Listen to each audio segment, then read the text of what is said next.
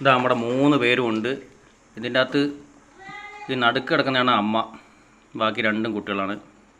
പക്ഷെ മനസ്സിലാവില്ല, കാരണം വലിപ്പം അതുപോലെ വെച്ചു. 4.5 മാസം 5 മാസം ആകറായി. മെയ് 11-ന് 5 മാസമാവും. ഇതാ അമ്മയും മക്കളും എല്ലാം ഒരേ വലിപ്പമാണ്, ഏകദേശം ഒരേ വലിപ്പമെത്തി.